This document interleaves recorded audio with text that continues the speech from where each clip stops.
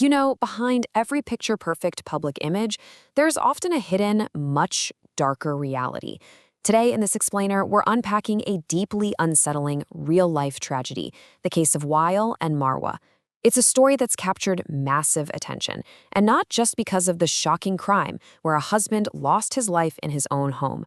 It's captivating because of what it reveals about the masks we all wear and what happens when a family's foundation is just silently rotting away from the inside. Let's dive in. We're actually going to start right at the very end of this dark story. The source analysis kicks off at a highly pivotal moment.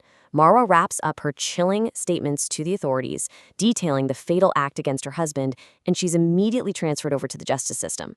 But you know what the most jarring part was for the public? It wasn't just the legal red tape. It was the absolute complete whiplash between who society thought she was and the devastating betrayal she admitted to behind closed doors. I mean, the gap between perception and reality here is frankly terrifying. To the outside world, to their neighbors, to acquaintances, Marwa was literally a queen in her home. She presented this image of absolute domestic bliss and total stability. Yet her official confessions reveal the exact opposite.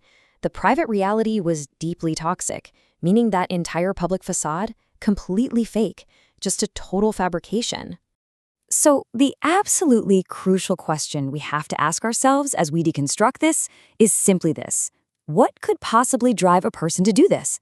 Seriously, how does someone go from maintaining a picture-perfect household to sitting in a cold interrogation room confessing to such a permanent, destructive act against their own partner? To make sense of it, the source points us toward a very specific, highly volatile catalyst in their relationship. Our source material highlights something called the wealth catalyst, and it is fascinating. Basically, sudden wealth acts like this terrifying magnifying glass that exposes a person's true, hidden face.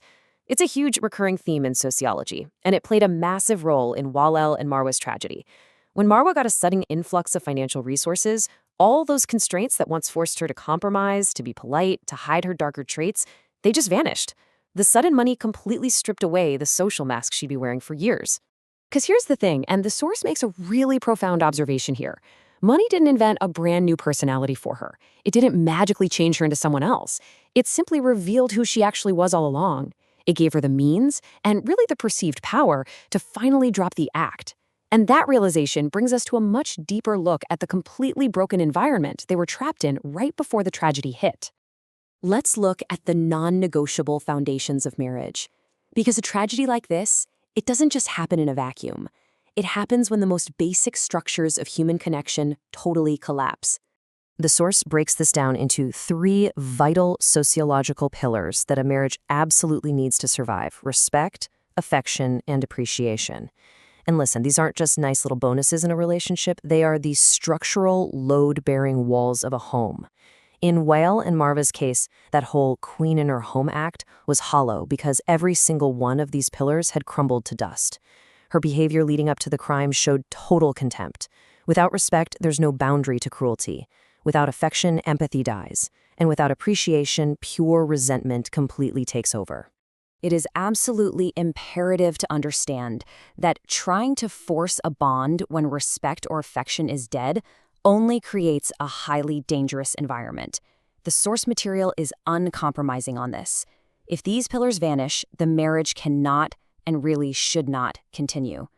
When you lock 2 people in a space completely devoid of respect and affection, you aren't saving a marriage, you're building a pressure cooker. And as we saw in Marwa's confessions, that pressure eventually exploded into an unimaginable tragedy. Which brings us to the myth of staying for the kids. This is a harsh but super necessary truth about a widespread societal excuse that keeps this exact kind of domestic misery going.